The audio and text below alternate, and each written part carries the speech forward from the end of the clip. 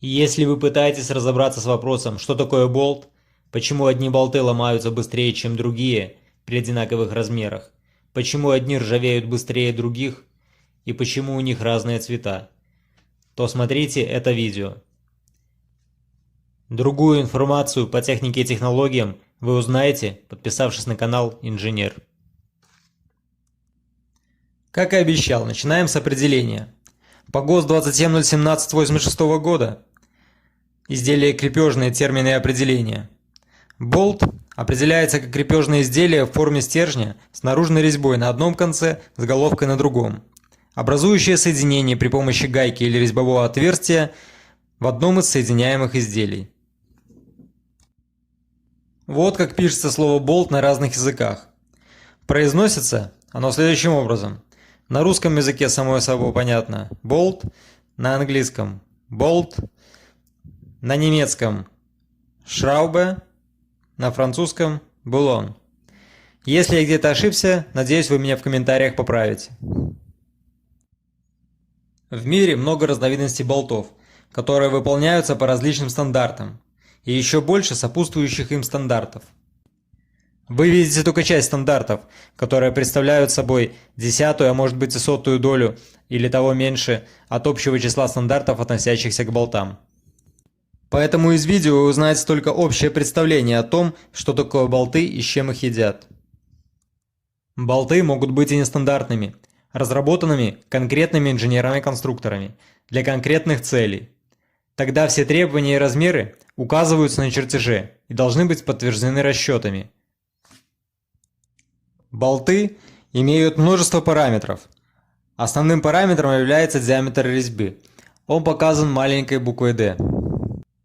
Например, в ГОСТ 7798 70 года болты с шестигранной головкой класса точности B, конструкция и размеры. Диаметр резьбы находится в диапазоне от 6 до 48 мм. Там же приводятся таблицы зависимости других параметров от диаметра резьбы. К ним относятся шаг резьбы, диаметр стержня, размер под ключ, высота головки, диаметр описанной окружности шестигранника головки, длина резьбы и другие параметры. Шаг резьбы может быть основным и мелким, длина резьбы может выполняться на всю длину стержня. Допускается диаметр стержня выполнять равным приблизительно среднему диаметру резьбы. Болты могут изготавливаться разного класса прочности.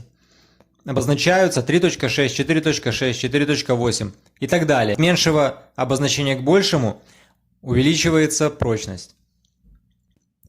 Класс прочности определяется пределом прочности, который зависит от материала и вида термообработки, а в некоторых случаях вида механической обработки. Класс прочности может обозначаться вот таким вот способом на головке болта. Следующей характеристикой, которая привлекает внимание, является покрытие, вид которого не только определяет цвет болта, но и его свойство противостоять коррозии. В таблице представлено цифровое и буквенное обозначение различных покрытий. В основном болты покрывают цинком, но технология бывает разная.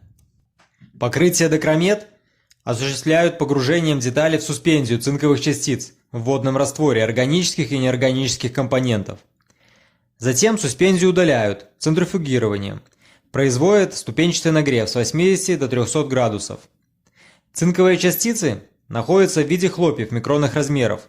Толщина покрытия находится в диапазоне от 8 до 10 микрометров. Покрытие имеет серебристо-серый цвет. Горячее цинкование осуществляется за счет окунания деталей в ванну с расплавленным цинком при температуре около 460 градусов по Цельсию. Цвет цинка получается серый матовый. Это самый лучший способ защиты от коррозии. Термодиффузионное покрытие обеспечивает толщину от 40 микрометров. Требуется специальная высадка болта под толщину покрытия. Температура процесса находится в диапазоне от 290 до 450 градусов по Цельсию. Электролитическое цинкование иногда называется гальваническим. Оно имеет низкую цену и привлекательный внешний вид. Глянцевый серебристый, голубоватый или желтый. Иногда бывает матовый. Отрицательной стороной является недостаточная стойкость покрытия. Детали после такого покрытия предназначены для работы в сухих помещениях. Известно также газотермическое напыление цинка. Однако для покрытия крепежных деталей, в том числе болтов, такой способ нанесения цинка неприменим. Материал болтов может быть любым, от углеродистых конструкционных сталей до легированных нержавеющих. Например, распространенные нержавеющие болты группы от А1 до А5 по американскому стандарту AEC изготавливаются из австенитных сталей, содержащих хром, никель, титан, молибден и другие легирующие элементы. Так как эти стали нельзя закалять, то прочность таких болтов соответствует классу прочности не выше 8.8. Но при этом они имеют высокую стойкость к агрессивным средам. Если вы еще не успели, то я даю вам возможность подписаться на канал. И продолжу. На очереди рассмотрение обозначения болтов. Обозначение, опять же, зависит от стандарта, по которому они изготавливаются. По приведенному примеру болт обозначается по ГОСТу 7798/70 года. Отсутствие указания об исполнении говорит нам о том, что это исполнение номер 1, диаметр резьбы 12 мм, поле допуска резьбы 6G, длина стержня болта 60 мм, класс прочности 5.8, размер под ключ 18 мм. Шаг резьбы крупный, болт не имеет покрытия. Рассмотрим по тому же самому ГОСТу таких же размеров болт, но с другим обозначением. Это обозначает, что болт имеет исполнение номер 2, диаметр резьбы такой же, шаг мелкий 1,25 мм, поле допуска и длина стержня болта такая же, класс прочности 10.9, материал болта сталь 40, покрытие 0,1, что означает цинк, толщина покрытия 6 микрометров. Размер под ключ не обозначен, значит он составляет 19 мм.